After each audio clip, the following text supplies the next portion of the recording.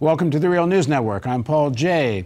On Wednesday afternoon, Assistant Attorney General Rod Rosenstein appointed Robert S. Mueller to be a special counsel to investigate the Russia affair. Those are not his words, those are mine.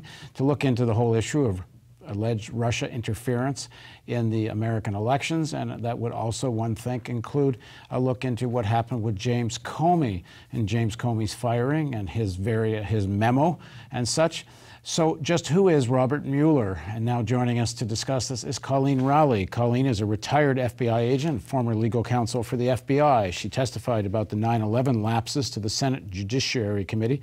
9/11 lapses is generous. This is what was written for me. I would say 9/11 subterfuge, but at any rate, she's known as a whistleblower due to her testimony to two congressional committees that led to an investigation of two FBI 9/11 failures. And one would also have to be generous to call them failures. At any rate, that's another story. Thanks for joining us, Colleen. Yes, thanks for having me. So who is Robert Mueller, and what do you make of this appointment? Robert Mueller had only been director for a few days when 9/11 occurred, so he really didn't have any responsibility for that. But he also, was in charge when this kind of cover-up occurred where they really weren't telling the truth. The FBI, and all the other officials claimed that there was no clues, that they had had no warning, etc., and that was not the case. There had been all kinds of memos and intelligence coming in. I actually had a chance to meet Director Mueller personally the night before I testified to the Senate Judiciary Committee. And he was more or less, there was another agent in Phoenix who he had done the same with, trying to get us on his side, on the FBI side, so that we wouldn't say anything terribly embarrassing. And he told me that if I ever witnessed anything like that again, the pre-9/11 failures, that I should call him directly. I should get in touch with him. He told me this in our office. And yet, when you had the lead up to the Iraq War, where the FBI actually, Robert Mueller, and of course the CIA and all the other directors, saluted smartly and went along with what Bush wanted, which was to gin up the intelligence to make a pretext for the Iraq War. For instance, in the case of the FBI, they actually had a receipt and other documentary proof that one of the hijackers, Mohammed Atta, had not been in Prague, as Dick Cheney was alleging. And yet those directors more or less kept quiet. That included, like I said, CIA, FBI, Mueller, and it included also the Deputy Attorney General at the time, James Comey. And so when James Comey was appointed to be FBI director by Obama, I wrote this opinion piece for the New York Times, and it appeared the same day of the confirmation hearing. And I suggested that James Comey be asked hard questions about why he had signed off on illegal warrantless monitoring, why he had signed off on the torture tactics.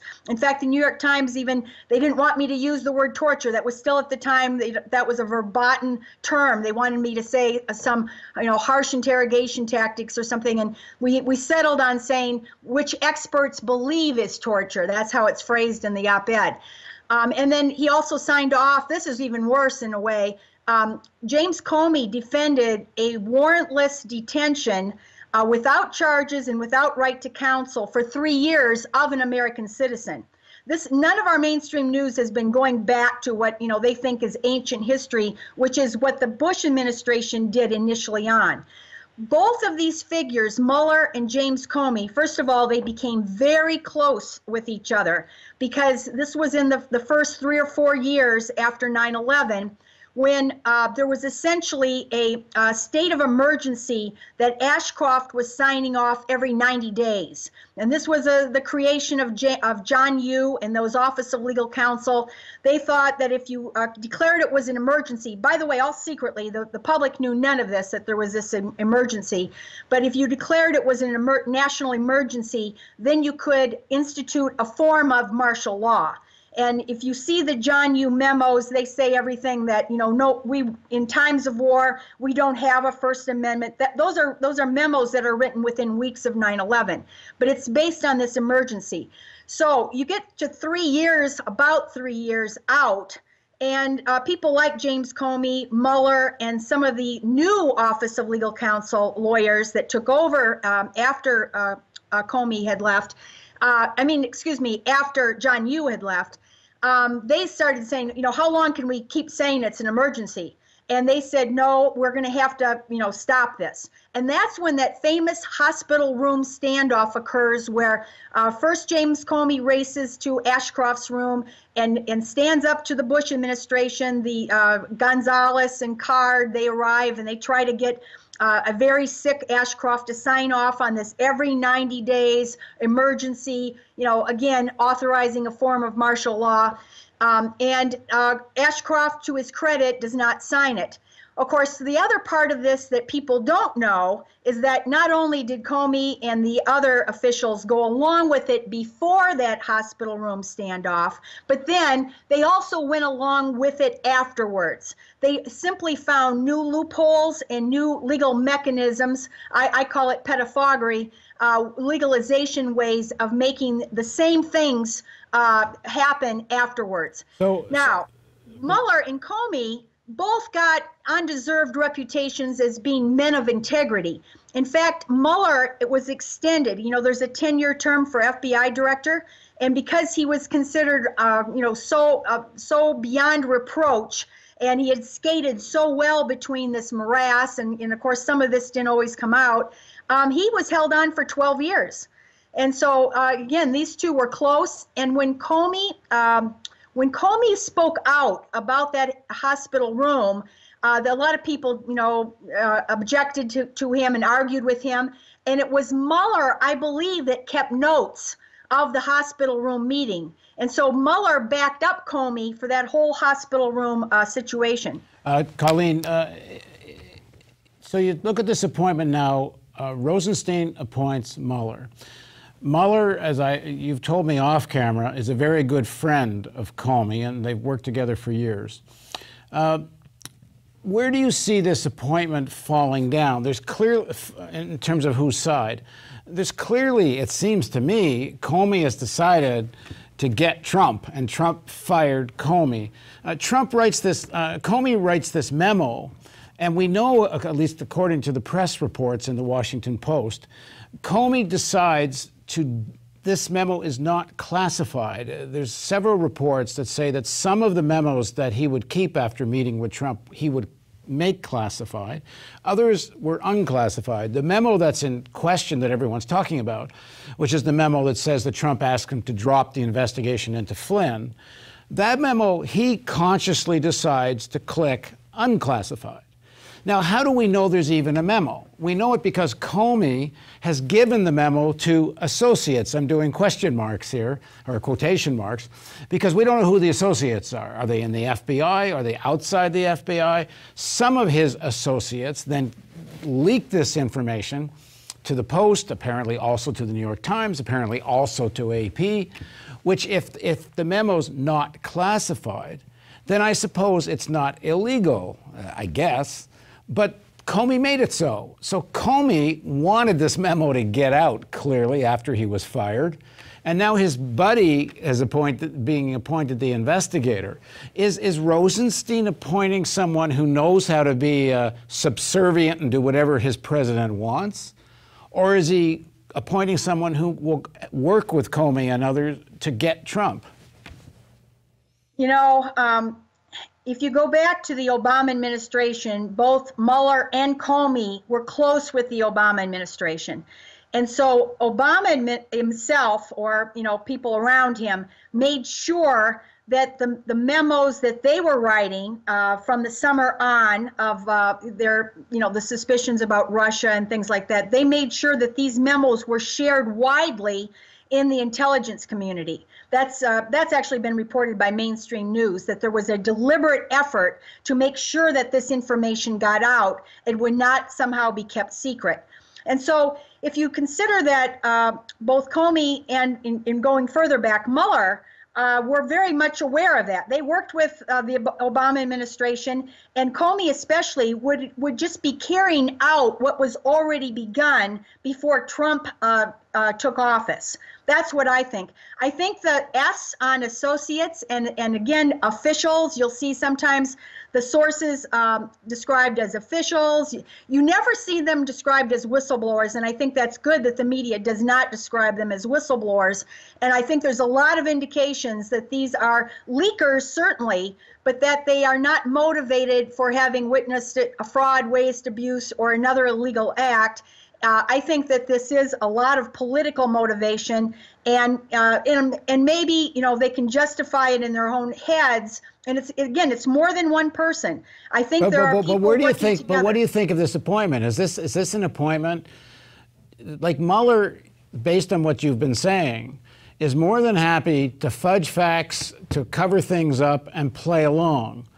But who's he playing along with? Because you're suggesting that maybe this is still the echo of the Obama administration, that this is, part of the state apparatus that was around the Obama presidency, and perhaps, a lot of people have been arguing, including me, that the people that are so opposed to Trump's Russia, quote unquote, détente, are people in the industrial military complex that have so many decades, 60 years invested into an anti-Russian narrative.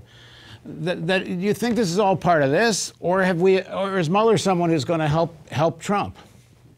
I don't know if he's going to help Trump or help the deep state at this point, and probably he doesn't even know.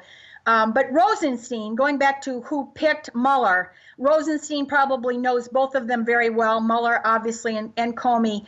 And again, he's picking them, this is a educated guess. He's picking them because they have these reputations, whether deserved or not, for integrity. So that's what he wanted. He wanted someone that would be above reproach. Well, Mueller went out in the highest, amount of praise. He was held over another 2 years. So for starters, Rosenstein is pretty powerful right now too, vis-a-vis the Trump administration, because he was the one that was kind of sullied in all of this, saying that it was your recommendation to fire Comey to begin with. Oh, he did. He did certainly lay the groundwork for the firing of Comey. That's right. But in that dynamic, Rosenstein gets a little bit of power himself now to say, well, now I'm going to pick somebody who's above reproach. Maybe Trump isn't that happy with picking Mueller. Who knows? But I don't think Trump really would have much of a leg to stand on if Rosenstein says this is the guy we need.